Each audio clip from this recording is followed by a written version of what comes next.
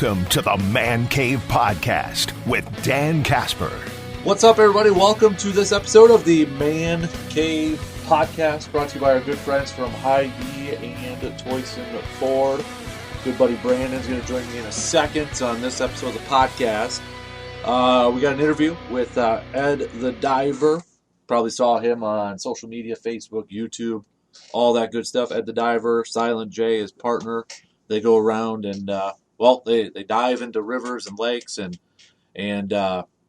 help clean them out, take out the trash. A lot of fishing lures. Never know what they're going to find. So, fun conversation with those guys. We got that coming up a little bit later on. Brandon and I got some Brewers chats we're going to throw in here too. But we're leading this podcast off with a tweet that I had found. I think it was last week, and I texted it to you, Brandon.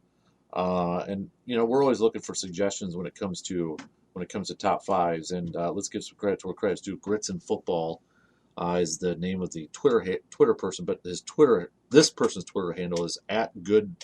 I don't know how you pronounce it, but anyways, they had posted top 5 beers: Friday beer, airport beer before a trip, NFL tailgate beer, grilling beer, after mowing beer. What else? Well, what else is why we're bringing this one up, because we've got our own top 5 plus, though, because I've got actually 2.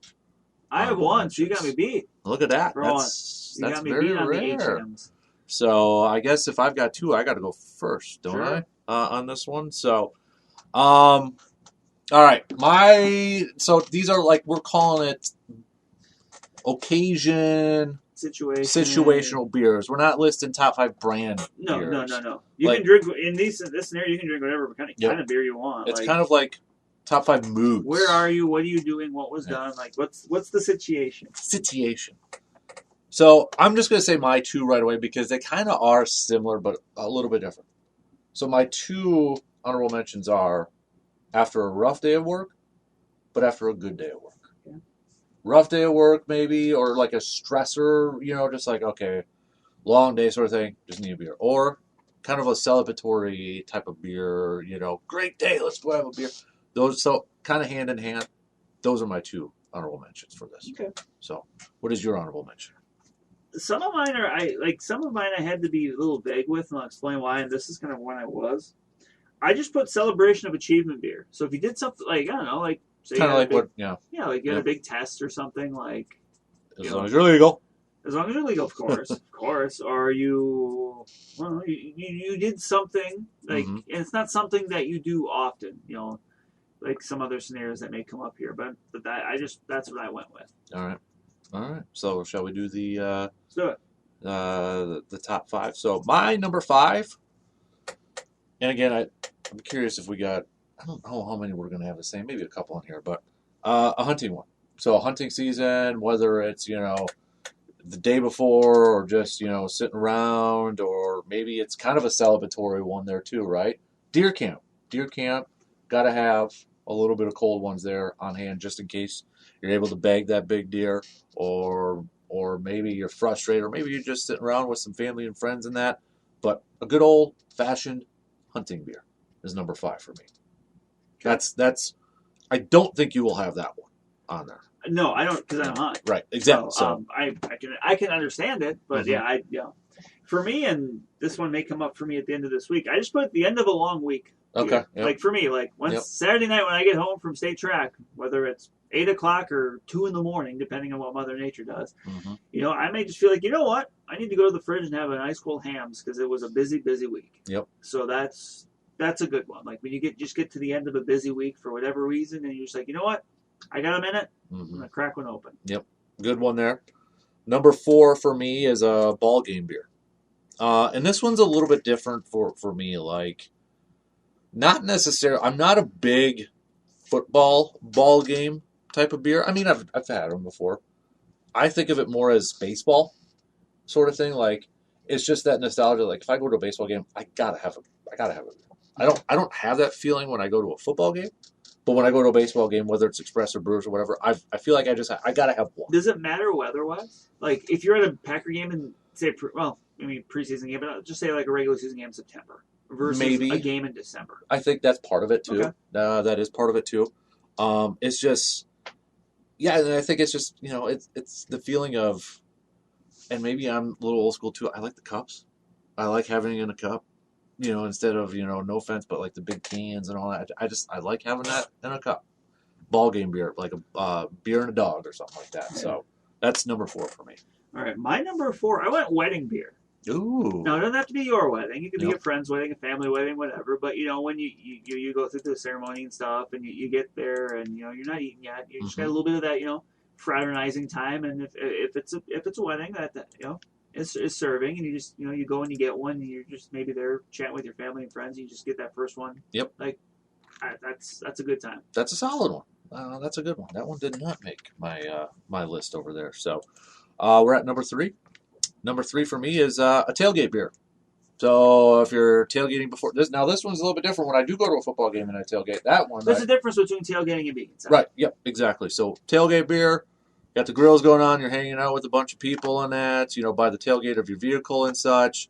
Tailgate beer, whether it's football, basketball, whatever, tailgate beer, cooler in the back, boom, you're all set. Okay.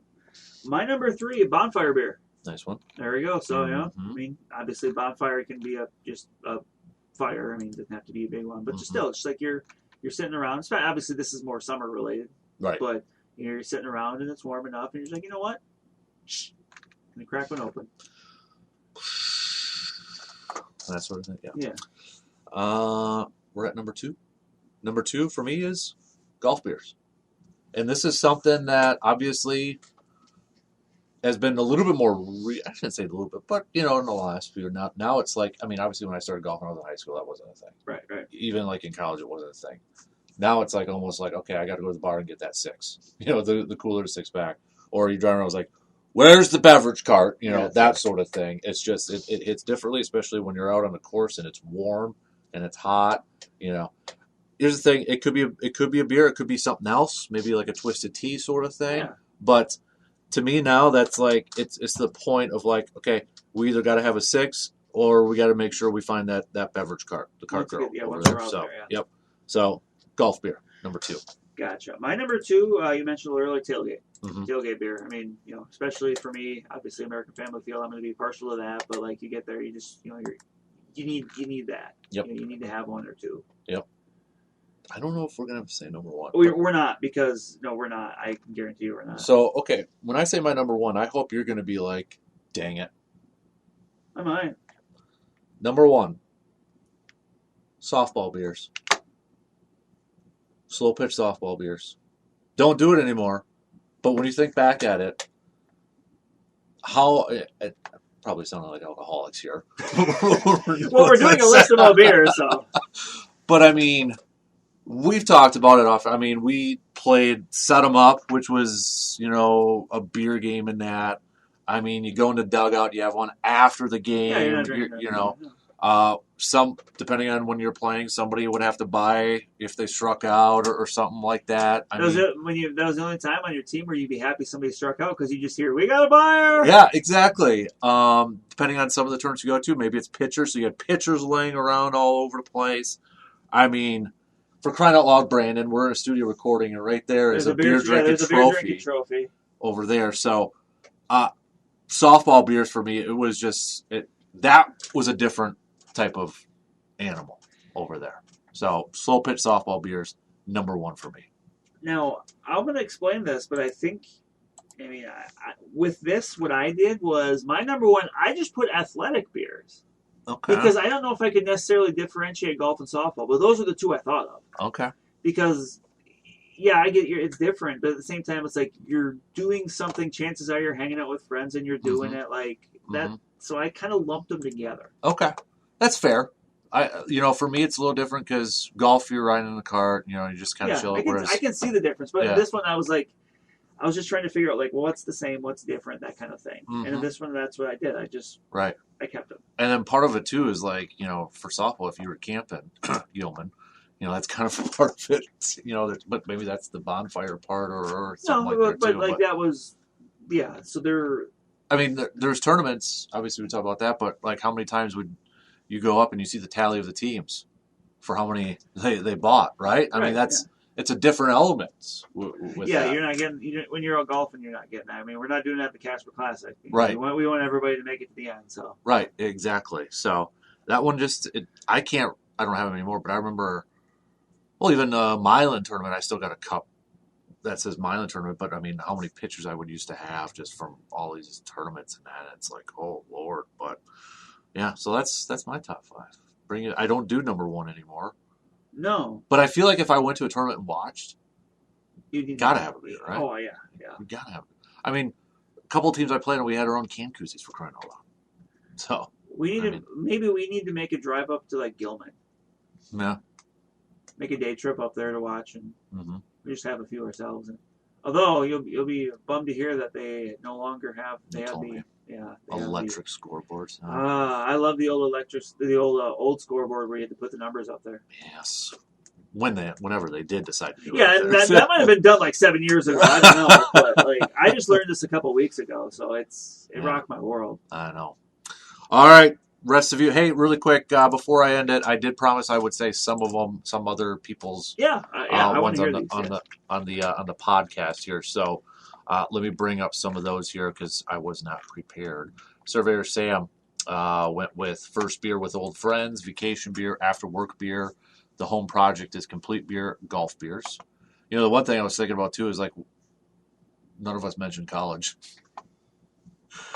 That was more quantity and less quality. Yeah. I don't know. Like it was like Saturday night beers, or something like that in college. I like the vacation one though. Mm-hmm. Like you get to where you're going and you're just all done. I'm just like, okay. Yep. I like that one. Yep. Nolan said, "What's this after mowing beer? Do you guys not have a cooler strapped down on the mower or what?" Patrick said, "Everyday beer, brothers beer, beers with friends, express baseball beers, golf beers."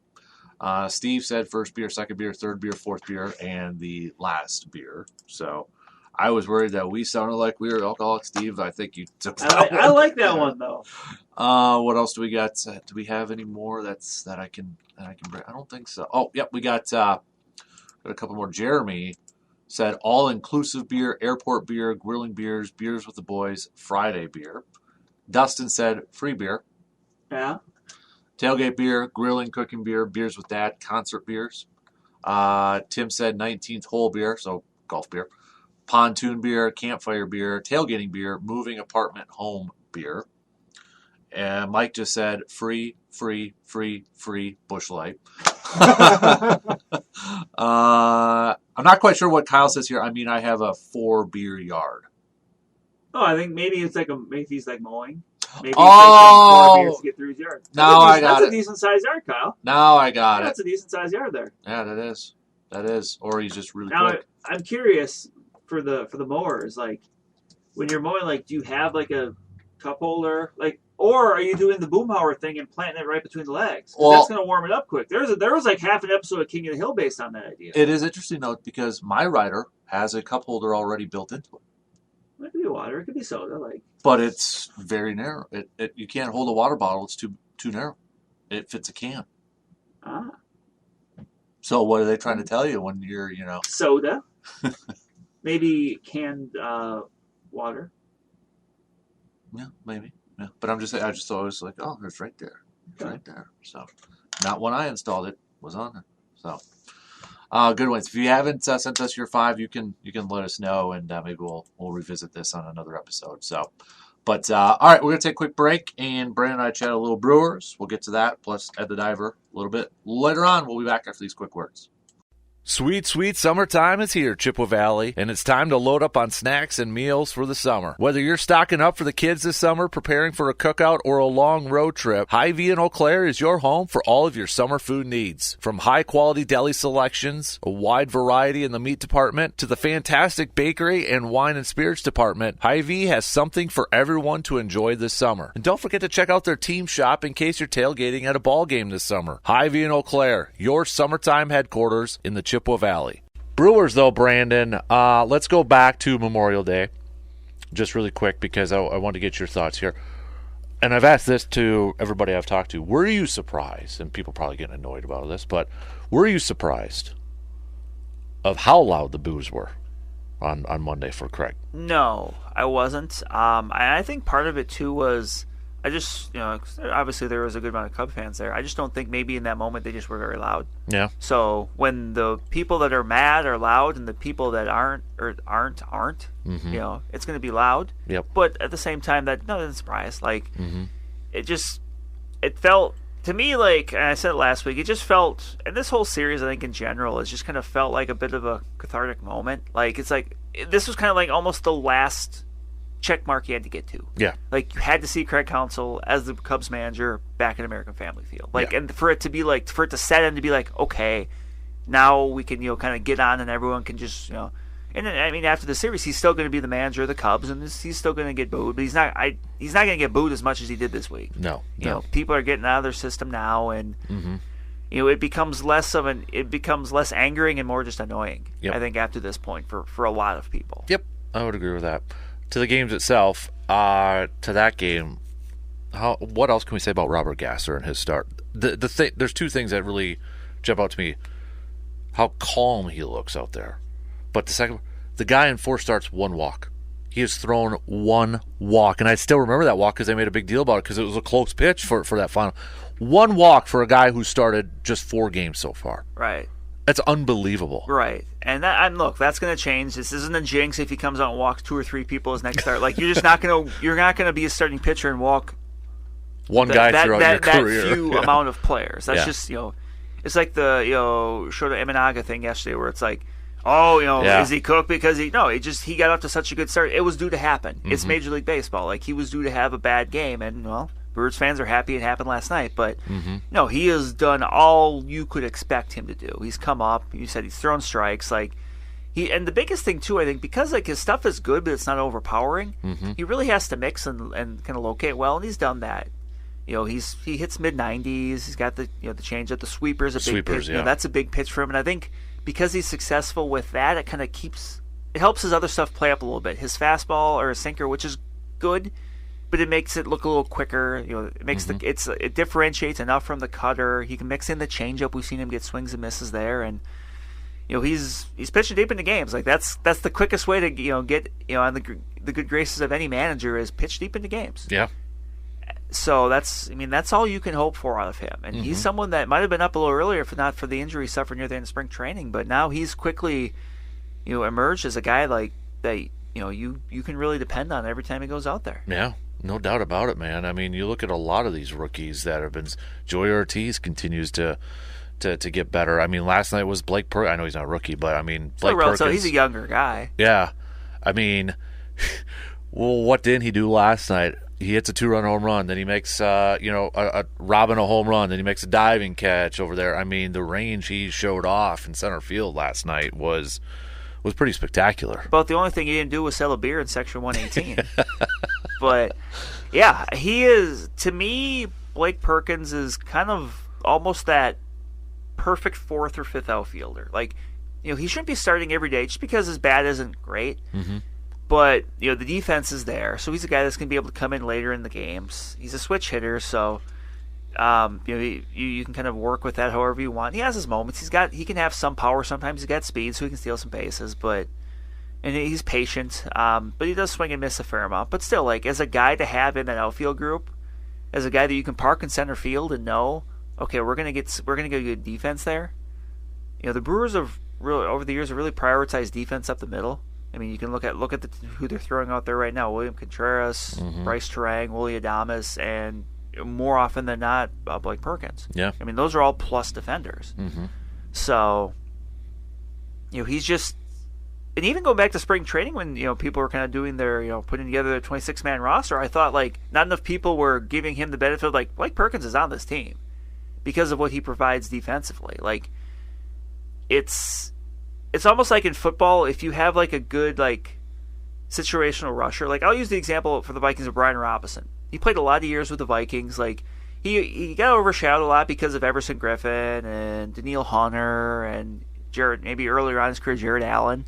But Brian Robinson was always good for like 8 sacks, and that is very valuable in football. Even if he's not your the top guy you're worried about, that's a guy that is going to, probably a time or two a game, make a play that might help you win. Mm-hmm. And to me, that's kind of Blake Perkins. I remember, was it about maybe a couple months ago when Pat Murphy had the quote about Blake Perkins, like he wasn't a Blake Perkins guy when he first came in, and now he's like, I love that guy. I bet you he really loves him after last night. Right. And I mean, you can kind of look at it now too. I mean, remember the comment he made in spring training about Bryce Harang, the quantum leap, the Scott Bakula quote. And a lot of people, including myself, are like, really? Like, I'm not really seeing it, but obviously that's been the case so far. I mean, he's quickly been elevated to the leadoff spot, and he should be there. Like, he is exactly what you want out of a leadoff hitter, in that he hits for a good average, but he takes his walks, and when he gets on base, I mean, you have to imagine that William Contreras and Christian Yelich love having him on base. Yeah, because with as quick as he runs, as he can run, like you hit a ball in the gap, he's scoring from first. Like, that is, there's just been a lot of positive developments with this group, especially this younger group, and I think maybe there's been more development with those guys than some people, including myself, expected. But I think this is why a lot of people were content with just letting the young guys play, because you never know. Like, you're never going to know what they can do until you give them a shot. And one of those young guys too, that's kind of having an up and down season, is Cheerio a little bit. I mean, he's shown a lot of offense in that, and I know the big one now that that a lot of people are questioning the last couple of days has been defense.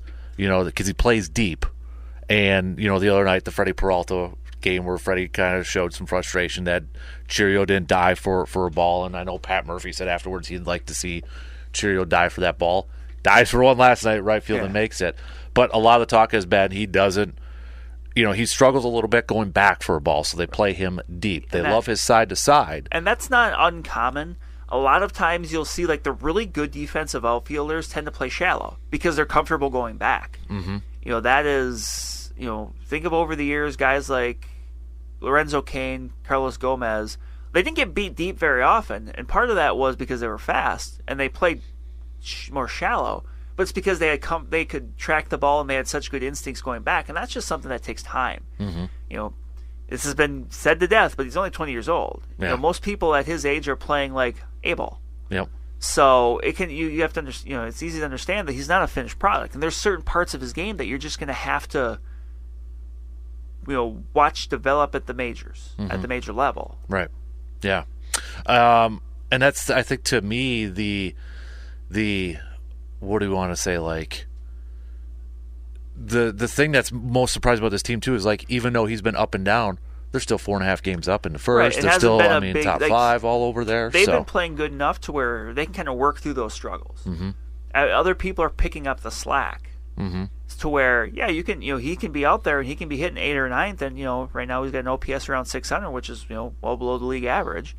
But you can work through him with those struggles instead of saying, well, we really need that production, so I'm sorry, we got to go a different direction, and you're going to be on the bench, or we may have to send you down. No, you can work through it, and that's good for him, because ultimately he's going to get better playing at the major league level. It might be one of those things where we get to the end of the year and his OPS, maybe it's like 680, and that's below average. But when if it's better in the second half than the first half for a guy his age, that's a positive development. Yeah, absolutely. So they got a game in just a few hours from now, a chance to get the series win. The Cardinals now are just 4.5 back. Right after they left town, after the Brewers took 3 or 4. Remember, they took the last game of that series, and they've sprung to life. That offense, I mean, I think any Brewers fans that saw that team and some of those guys in that lineup knew, like, you're not going to write off Paul Goldschmidt or Nolan Arenado or Nolan Gorman or those guys. You were just happy that it started to happen after they left town, after the Brewers have already played them 7 times and beat them 6 of 7. Now suddenly that's important to have in the back pocket. Right. But the Cardinals are playing a lot better, and right now, I mean, the Reds, they've been struggling. Remember, I picked the Reds to win the NL Central this year. I think a lot of people did, though, right? Cubs or Reds. Yeah, though I think those were probably your two most popular, the two most popular picks. But the Reds just, the pitching still hasn't quite been there, and they've had some things, they've had some injuries, they've had some suspensions and stuff like that. So it's it's just kind of been worst case scenario for them so far. Even with Ellie De La Cruz having a really good start to the year, they haven't been able to kind of put it together the way that kind of some of the other teams in the Central have. Yeah. Quick break, and we're going to talk to Ed the Diver and Silent J after these quick words. We're getting set for another busy travel season, vacations, taking our kids to all their games and activities, and you need a proper vehicle to get you to where you're going and safely. That's where Toyson Ford can help you. Toyson Ford will go the extra mile to provide you with compelling options for new and used car shopping. They will gladly work with you on financing no matter what your budget may be. They're committed to giving drivers across the Chippewa Valley the best in customer service. Check them out for yourself. Visit Toyson Ford in Chippewa Falls today and check out their website, toysonford.net. Saw on Facebook and social media they were actually in the area. It's Ed the Diver and Silent J joining us in studio. Guys, thanks for taking some time this morning before you head out on the waters, I guess, this morning, later this morning. Yeah, glad to be here. We're headed up the Lake Wissota, Chippewa Falls area. Just we got to be there by 10, so we got a little time to burn this morning. Yeah, so this is really cool because I follow you guys on Facebook for a while now. No kid, I think I told you in the email too. I was like, I just was mentioning you to Jake, our DNR warden, the other day about your videos. And if nobody hasn't, I mean, I'm pretty sure everybody has because you got a ton of followers right now. Yep, growing. Right, exactly. So, first things first, how did you get into this? How did you get into diving and checking, cleaning up and I mean, you guys got a boatload of fishing lures that you guys find and all that. What was it that got you into that? Well, I'm an outdoors guy, so I teach my kids how to fish, and them and myself losing all my lures.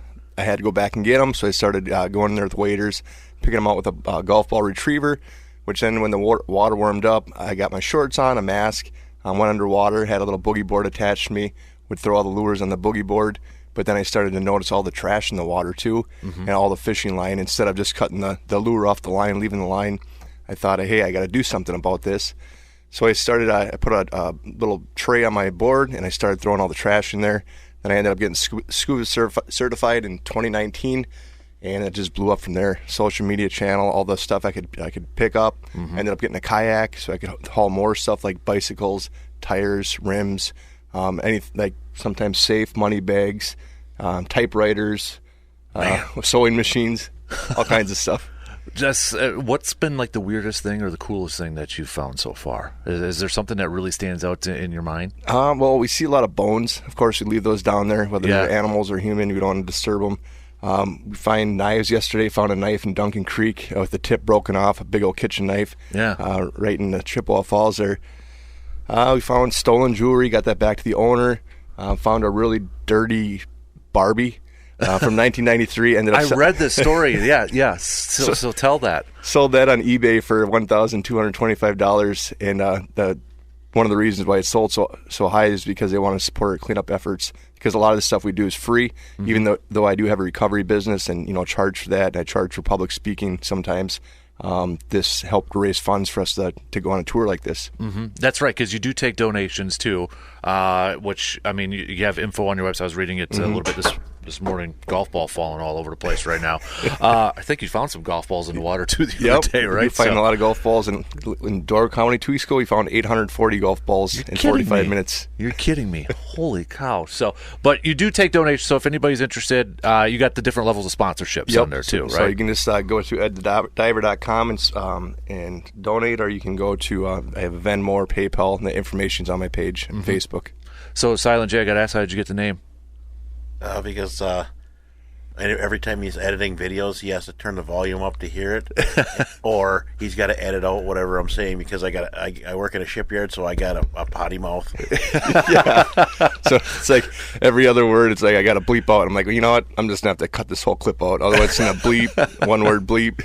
So how did you two guys, have you guys known each other for a while, or how did you guys kind of hook up for this? Where I work at Marinette Marine in Marinette, Ed was a security guard years ago, and that's when I first met him, and I used to make some venison jerky and stuff like that, and give it to him, and he said, oh, it was the greatest stuff in him.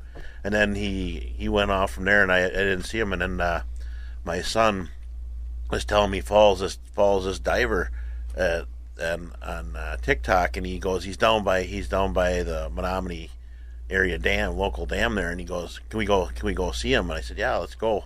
So we get over there, he comes out of the water, and my kid's like, oh, I follow you, can I get and he goes, if you follow me, you get a free lure. So my kid goes, I follow you. And I look at him, I'm like, I know who you are. and it's kind of like we reconnected then, and then when we've been best friends ever since. That's awesome. That's such a cool story. Yeah, and both him and his son got scuba certified together. Oh, nice. So they do it too, and they both go in the water and clean up.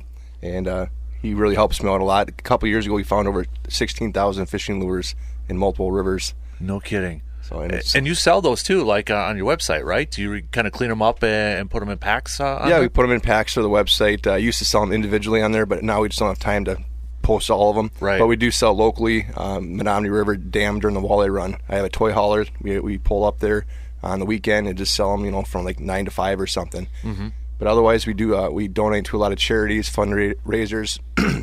And I was shipping all across the U.S., but now there's such a demand. I'm just trying to keep it local, Wisconsin, Michigan here. Right, exactly. So you guys are on a Midwest tour right now, right? So, I mean, you're going, is it a 10-week tour you guys are going on? Yeah, it's about a 10-week tour. Started this is our third week. We started in Door County, then to the Dells, and then now we're here in Eau Claire area. Then next week we'll be up in the UP Marquette area. Okay. And then, we're going to be going to Minnesota, Northern Illinois, Eagle River, like a lot of different spots yet. Right. So, I mean, conservation, is that kind of the key core behind all this? I know you kind of talked a little bit about it with fishing with your kids, but is that the main goal for this, is to keep those waterways clean as possible? That exactly. We want to educate people about what's underwater and the impact that, all this extra fishing line, lures, and garbage is having on the water life. We untangle a couple fish a year that are stuck on hooks, or we see a lot of dead ones. A lot of mud puppies, crayfish that have lines caught up all over them, or hooks. So we're able to set them free when we see them. But then just the different amounts of trash or batteries, marine batteries that are down there from boats flipping over. We get that out of the river. Vapes, cell phones, Apple Watches, all the stuff with batteries in them that's not good for the water. Right. And I think the cool thing, too, is I was reading a little bit, with those Apple Watches or jewelry, you try to find the owners. Try your best. And the thing is, it takes time. You got to dry them out. We find it, you try to dry it out as best as you can, then you try to charge it, then you try to get into it, go to like emergency contact on the Apple Watch, see if you can find them through that, and if not, then I just take a picture of the home screen photo, and I've got a couple back like that also, due to the big following we have. Nice. Somebody just actually sent us a text and wanted me to ask you guys a question, if that's okay fine with you guys. They were wondering, because they follow you on Facebook, and you always put to come join. Do you ask people to come join you, or kind of watch you, or anything like that? Yeah, and it's been kind of tough doing it because it's hard to prepare a schedule with the time period. But we had people during this tour. They've come up like yesterday. We had a father and 3 sons. They watched the channel and they said, "Hey, my son scuba dive too," or they snorkel, and they actually came out and helped us at Altoona Beach there. And one of them found a little GI Joe guy. And I think would they find a little diving mask, but they had fun. And then they tried to meet us at the dam after that, but they went to the wrong one. Either I messed up or they did, or whatever. They went to the Chippewa Falls Dam, and we were at the Eau Claire Dam. Gotcha. On the Chippewa River. Nice. So, is there any waterways like you guys try to avoid? Is it mostly river? I know you were at Lake Altoona the other day too. I mean, and I guess the other part, like, might be kind of a weird question here, but like, do you have a dream place to go check out or anything like that? Well, I mean, we do. Like, that's another challenge with this, is planning places that we can actually see or that are safer. Up by dams when the visibility is only 6 inches and you've never been there, there's anglers. Like, I don't want to get in anybody's way. I don't want to get sucked down by some weird current or anything like that. So if we can't dive in the water, we'll just clean up the banks. And there's so much line, trash that people hide in the rocks. So we'll come out with a couple bagfuls of trash from there. Even find some lures on the banks. Now we're able to talk to people, and most of the time somebody watches the channel, so they say, "Hey, we love what you're doing." We get a picture, so that's pretty cool. But one of the places like we really like to dive, for me, it's like the Menominee River where I live, and do so much there. The Fox River, when it's clear, you got these fishing spots that are fished really heavy, and when you're shoulder to shoulder fishing for a month straight, there's thousands and thousands of lures out there, and then you find cell phones, $700 rod and reels. And you try to return with the owners. And sometimes I think I saw a photo of you, Silent J. If you find something and there's a kid there, you guys are handing the lures off to the kids too. Yeah, when we first got here, the first place we stopped, I saw a tennis ball with a lure on it in the water, and I kind of fished it out, and we were talking to I think that was a father son. Yep. And they said they follow us, so I said, well, let's walk down the bank and find them, and I'll just hand them over the lure, because we get thousands of them. It's not like we really need them. It's like, it's like nice to see the joy in their face when they get something for free. Exactly, right? Yep. And people donate a lot of rods, reels, lures to us. You know, maybe someone died in their family and they say, hey, we don't know what to do with this. Could we give it to you to give to kids? So we do that a lot too, and it's just been growing more and more.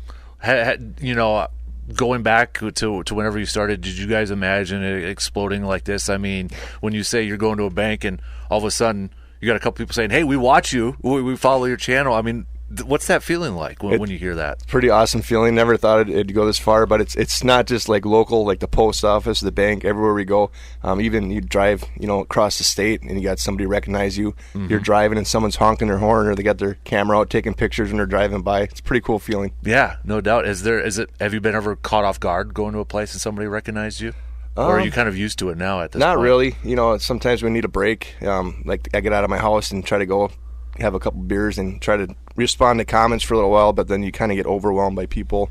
They want to just sit and chit chat, and like it gets kind of loud after a while. I got ringing in this year from diving. This one's kind of plugged up, so I mean, I like talking, but after like a couple minutes, it's like, okay, I just need a break now. Yeah, but it's not bad. It's a good thing, I guess. Now, I think it was you too, Silas J, when you guys were talking about the clarity in the water. It was pretty dark. What kind of visibility are you usually talking about? Like, what's the average, or maybe just from around here? What was the visibility like?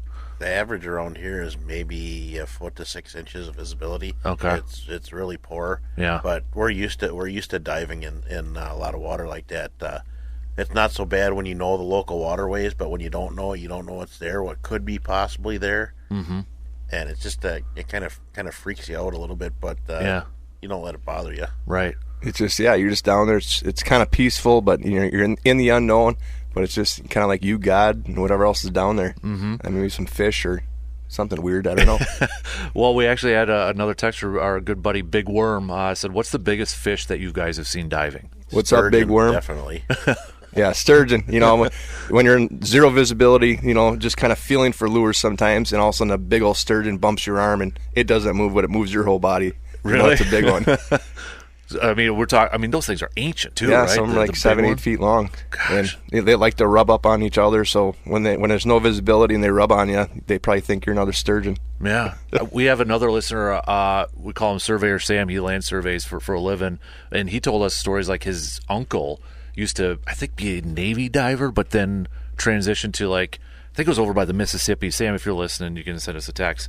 But they would have to go check like the piers or the bottoms, and they'd just these big catfish that would just be sitting under there. He said it was like the creepiest thing. Yep. Seeing those things under there. And the thing is, I've never seen any big catfish yet. I think they hear us blowing out of our regulators, the bubbles, the loud noise, and it might scare them away. But I've heard a lot of stories from other divers that, hey, I don't dive anymore. This just freaked me out many years ago. Yeah. This freaked my dad out. He never dove after that again. Never Really? had that moment yet. Yeah, man. So, tour stops, you kind of mentioned. We only got a couple minutes left here. So, one more day here in the Eau Claire. Where are you guys going to be checking out this morning? We're heading up to Chippewa Falls, the Lake Wissota area. There's a bridge in the south side of the lake, and then there's a party island just north of there. So we've got a guy named Jeffrey. He's going to come pick us up in a boat, and we're going to go do the shores. And he already said that he picked up a bunch of glass, a couple barrels, pails of it. So he said there's a lot of stuff on the shore and in the water. We're going to try our best to clean her up. All right. Well, you guys, thank you for everything that you're doing to helping keep our waterways clear, especially in up here. I mean, this is God's country, in my opinion, right? So, Yep. Thank you so much for stopping by here too. One quick question I got to ask, because what do you guys do in your downtime? Do you have what's your hobbies? Because you guys are like always doing something. It seems like He works on the weekends. He works on the I work weekends, and I actually do fish a lot. Yeah. So I take time to do fishing. Good. And if I have downtime, I'm like months and months behind in editing videos, underwater footage. And someone just asked today, do you even show underwater footage anymore? I'm like, I don't have time to edit. Yeah. It takes 7-8 hours to upload, edit, and then get it on all the social media. And I don't have that time right now. Well, thanks again. And the website everybody should go to if they want to donate or check out and do some shopping. edthediver.com. Guys, thank you so much. We appreciate it. Thanks for having us. And that is going to do it for us on this episode of the Man Cave Podcast. Again, big thanks to our friends from Hy-Vee and Toyson Ford. And don't forget to check out the Swag Cave, brought to you by our good friends from Resonance Branding Company, the official swag provider for the podcast. You can get that link to the shop by checking out the podcast description. Links at the bottom there. So big thanks for tuning in. As always, don't forget to follow, subscribe, 5-star rating, positive review so others can find the podcast. Until next time, I'm Dan Casper, and I will talk to you on the next episode of the Man Cave Podcast.